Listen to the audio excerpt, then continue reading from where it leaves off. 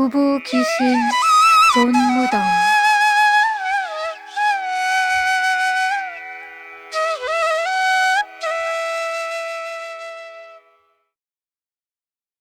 기혼도사님, 기혼도사님, 깊은 산속에서 누군가 귀혼도사를 부르고 있었다. 한 손에 불등을 들고 산고개를 넘고 있던 귀혼도사는 깜짝 놀라 소스라쳤다. 걔 누구냐? 감히 누군데 이리도 불경스럽게 부르느냐? 부엉이 소리와 늑대 소리와 호랑이 소리가 뒤섞여 들려왔다.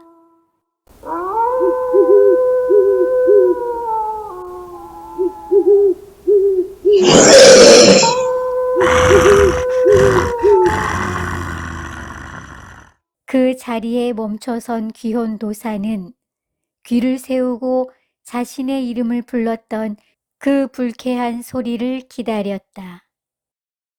귀혼도사님, 기혼도사님. 어허, 이런 발칙한 귀신을 보았나? 썩 나오지 못할까?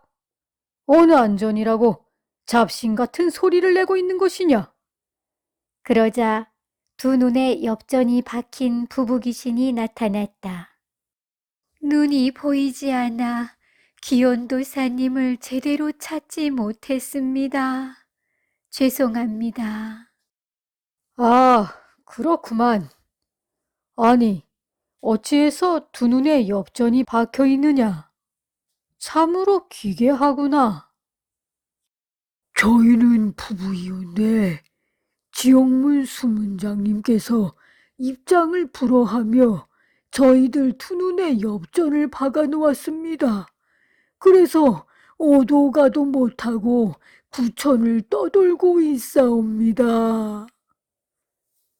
어허, 얼마나 많은 죄를 지었으면 그런 꼴을 당하고 있는 것이냐?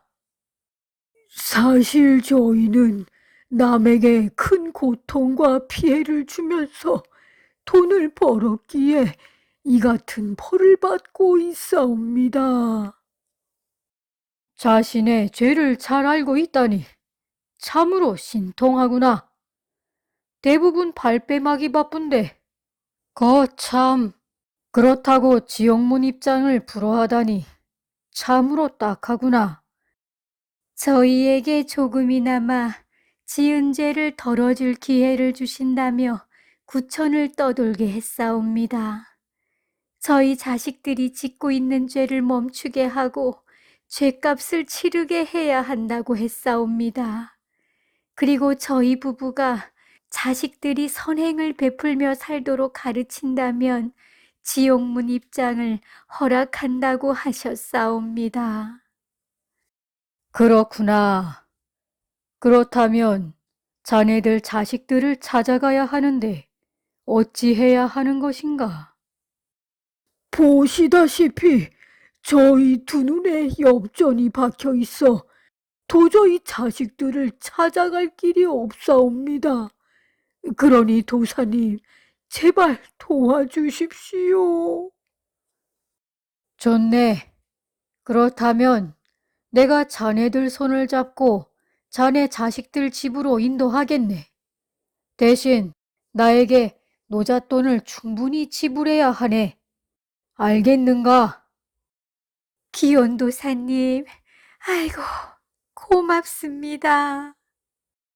자, 그럼 자네 자식들이 어디에 살며 어떻게 살고 있는지 말해보게. 네, 기원도사님. 개성 금자리 꼴에 살고 있는 첫째네 집을 알려드리겠습니다. 알았네. 어서 말해보게. 그렇게 해서 두 부부 귀신은 귀혼도사의 손을 잡고 따라갔다. 드디어 첫째네 집에 도착했다. 그런데 첫째 아들은 부모의 제삿날도 잊고 고을 이것저것을 돌아다니며 밤마다 구덩이를 파고 다녔다.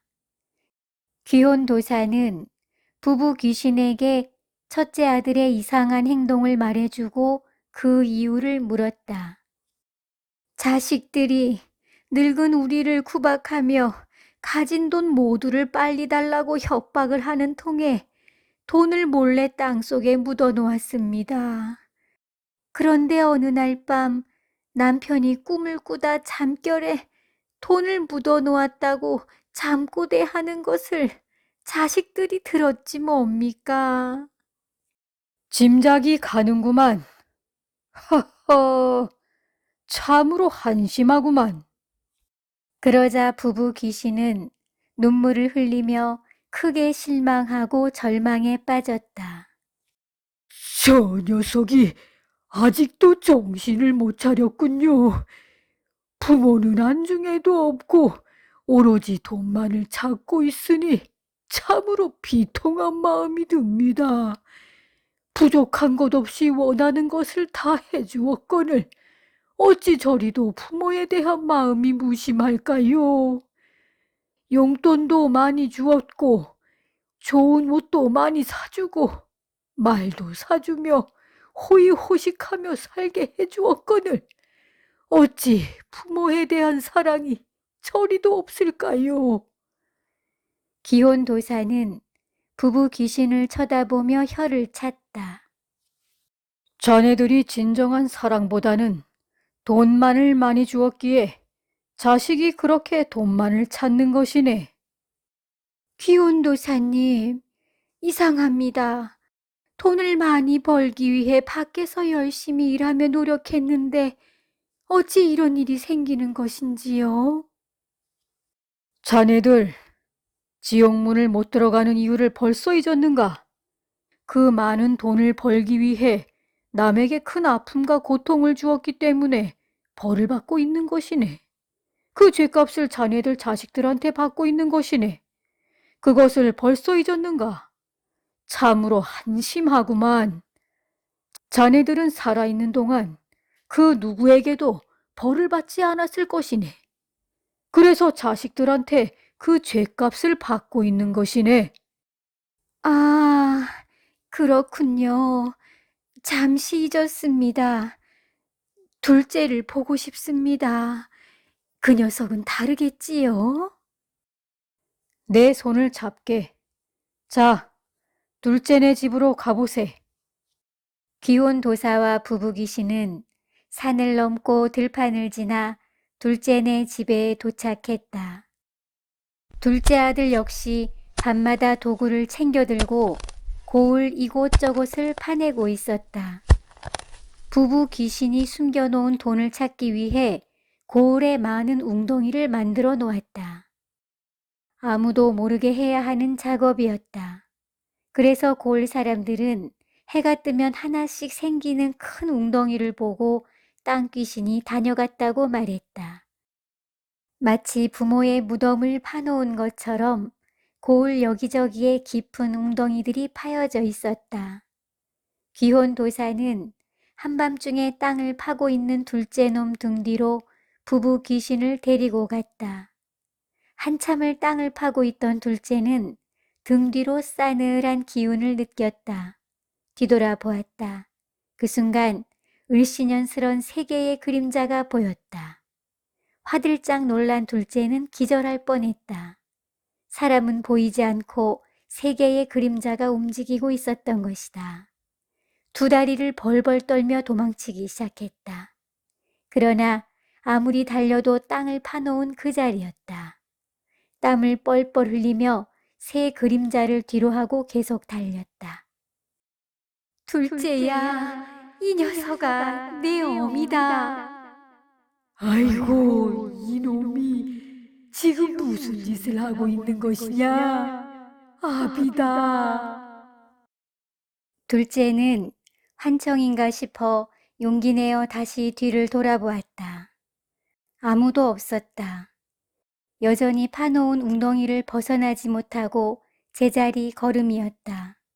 자세히 보니 한 남정네가 꼿꼿이 서 있는 모습이 보였다. 그제야 둘째는 정신을 차리고 물었다. 당신은 누구요?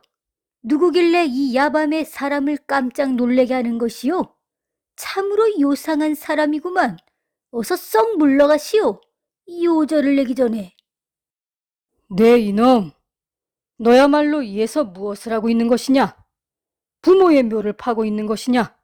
아니면 내 부모의 돈을 찾고 있는 것이냐? 괘씸한 놈이구나.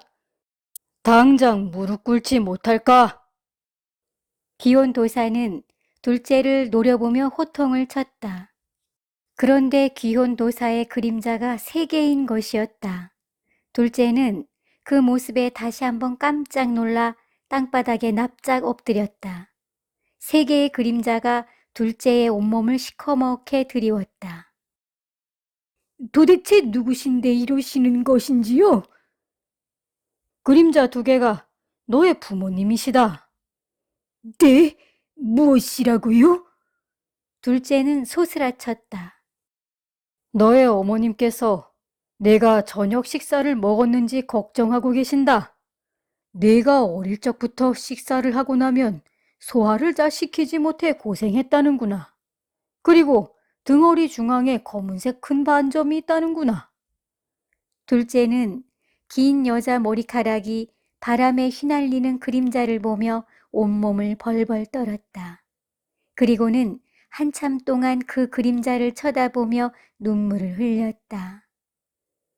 어머님, 어머님. 둘째는 자신도 모르게 그렇게 외치며 슬픔을 가누지 못했다. 어릴 적부터 어머니의 손길이 많이 갔던 둘째는 어머니에 대한 애착이 다른 형제들보다 깊었다. 어머니는 둘째가 유난히 아픈 손가락이었다. 기혼 도사는 둘째를 내려다보며 말했다. 자네 아버님도 자네 바로 앞에 와 계시네. 네? 아버님, 아버님. 아무리 부모님을 불러도 다시 돌아오지는 못한다네. 아버님, 어머님.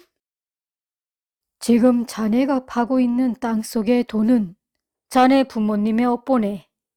자네는 온몸이 부서질 때까지 땅을 파야 할 걸세. 파놓은 돈 무덤에 자네가 1000번은 묻혀야 자네 부모의 업보가 지워진다네. 자네가 1000번이나 땅에 묻히는 모습을 보고 나서야 자네 부모의 가슴이 갈기갈기 찢어져서야 비로소 업보의 인연이 끊어진다는 것일세. 당신은 누구시길래 그런 말씀을 하시는 것인가요? 나는 구천을 떠도는 업보 많은 귀신들의 죄와 한을 풀어주는 귀혼도사라네. 둘째는 다시 한번 귀혼도사를 자세히 살펴보았다. 그리고 두 그림자를 내려다보았다. 도사님, 저희 부모님이 무슨 죄를 지었길래 구천을 떠돈단 말입니까? 자네 부모는 돈을 많이 모은 죄일세. 그러니 그 모은 돈을 돌려주어야 한다네. 돈을 많이 모은 것이 어찌 죄가 된단 말입니까? 자네 부모는 남에게 법도를 벗어나 갈취하고 편취하며 돈을 모았다네. 그래서 돈을 빼앗긴 사람들이 고통 속에 살고 있다네. 알겠는가? 내 말이 무슨 뜻인지 알겠느냐 말이네. 도사님, 저희 부모님은 절대로 그렇게 돈을 모으지 않았습니다. 저희 부모를 모독하지 마세요. 좋네. 자네가 그동안 보아온 부모님은 어떤 모습이었는가? 다른 사람들처럼 밖에 나가 열심히 일을 했는가? 농가 밭에서 일을 했는가? 자네 부모는 비단 옷을 입고 하루 종일 노비들을 부리며 돈과 곡식을 곳간에 쌓았네. 그렇게 자네 집 곳간에 돈과 곡식이 쌓이는 동안 고을 사람들의 곳간은 비어갔다네. 그리고 그 빈 곳간에는 고을 사람들의 눈물과 고통이 아직도 남아있다네. 그래서 자네 부모의 업보가 사라지지 않고 있는 것이네. 둘째는 고개를 숙이고 잠시 지난 날들을 떠올렸다. 도사님, 그러면 제가 어떻게 해야 부모님의 업보를 풀어드릴 수 있는 것입니까? 자네가 부모님이 묻어놓은 돈을 찾아 자네 부모님에게 돈을 억울하게 빼앗긴 고을 사람들에게 전해주면 된다네. 그러면 구천을 떠들고 있던 자네 부모님이 비로소 하늘로 올라갈 수 있다네. 둘째는 잠시 생각에 잠기더니 기혼도사를 올려다보며 물었다. 기혼도사님, 그렇다면 그 돈이 묻힌 곳을 알아야 할 텐데 어떻게 하면 알 수 있을까요? 기혼도사는 둘째를 요리조리 살펴보더니 말했다. 네, 자네 부모에게 돈을 묻어둔 곳을 물어보겠네. 달밤에 부엉이가 울고 바람이 불어왔다. 멀리서 보이는 그 모습이 마치 세 사람을 묻기 위해 땅을 파놓고 절을 하는 것 같았다. 다음 날 귀혼도사는 둘째를 데리고 부부 귀신이 돈을 묻어놓은 장소를 알려주었다. 그 이후 둘째는 며칠 고민을 하다가 형과 맏내동생을 집으로 불러 그동안 일어난 일들과 돈이 묻힌 곳을 말했다. 그러자 형과 동생은 환하게 웃으며 돈에 대해서만 관심을 보이고 자신들의 부모에 대한 이야기는 듣는 척도 안 했다. 그날 밤이 찾아오자 둘째는 형과 동생을 데리고 귀혼도사가 알려준 장소로 향했다. 삼형제는 구슬땀을 흘리며 땅을 팠다. 그렇게 몇 시간 동안 땅을 파내려 갔다. 그 순간 땅속에서 엄청난 양의 돈이 보이기 시작했다. 삼형제는 깜짝 놀라 뒤로 넘어졌다. 돈이 보이자 둘째는 돌연 가슴이 쿵쾅쿵쾅 뛰었다. 첫째는 장남이라는 이유로 더 많은 돈을 가져가겠다고 주장했다. 맏넥 동생은 자신이 부모의 효도를 많이 했다며 삼형제 중 돈을 제일 많이 받아야 한다고 말했다. 둘째는 자신이 돈이 묻힌 곳을 알려주었으니 그 공이 제일 크다며 자신이 많이 가져가야 한다고 강하게 쏘아붙였다. 그렇게 삼형제는 밤새 싸우기 시작했다. 부모의 돈이 묻혀있는 큰 구덩이에는 입이 떡 벌어질 정도로 실로 엄청난 양의 돈이 쌓여 있었다. 그 집채만한 큰 웅덩이는 마치 천당문 같았다. 그러나 그것은 지옥문을 연 꼴이었다. 그 지옥문 같은 웅덩이에서는 형제들의 험악한 욕설과 탐욕이 터져나왔다. 그렇게 해서 둘째는 귀혼 도사를 만나지 않고 부모의 돈을 고을 사람들에게 나눠주지 않았다. 자신의 집 비밀 금고에 돈을 넣어두었다. 귀혼 도사와 부부 귀신은 며칠 동안 삼형제의 모습을 두고 보고 있다 다시 둘째를 찾아왔다. 귀혼 도사는 둘째를 쳐다보며 말했다. 네 이놈, 어찌 나를 찾아오지 않고 있는 것이냐? 돈을 찾으면 고을 사람들에게 나눠줘야 한다고 말했거늘 벌써 잊었더냐? 글쎄요. 그 돈을 왜 고을 사람들에게 나눠줘야 하는지 잘 모르겠습니다. 어허, 이놈이 마음이 변했구나. 괘씸한 녀석이구나. 그러자 그 다음 날부터 귀혼 도사는 부부 귀신이 알려준 고을 사람들을 찾아가 말했다. 자네들이 돈을 도둑 맞았다고 관아에가 신고하게. 그러면 자네들이 그동안 빼앗긴 돈을 되찾게 해주겠네. 알겠는가? 그러자 고을 사람들은 반신반의하며 그렇게 하겠다고 했다. 그런 다음 귀혼 도사는 사또를 찾아가 삼형제가 고을 사람들의 돈을 훔쳐갔다고 말했다.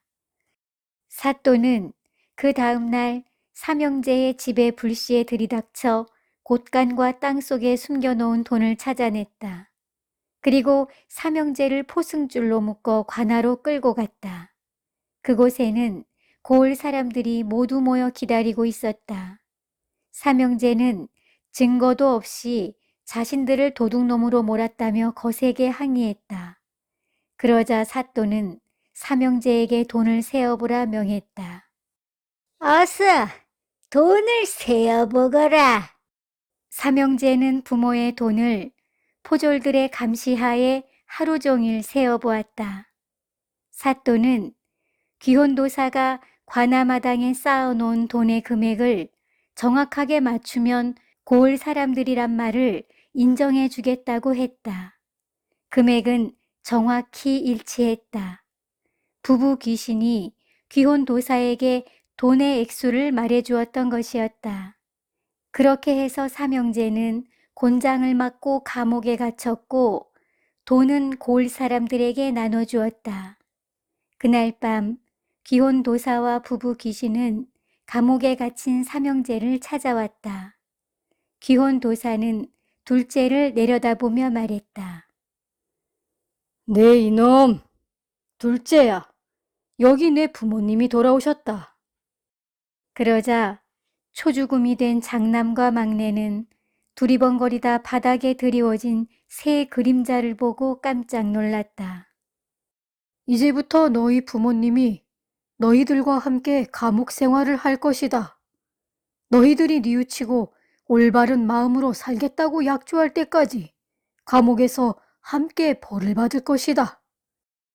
그 이후 삼형제는 검은 그림자 둘과 함께 감옥에서 지냈다.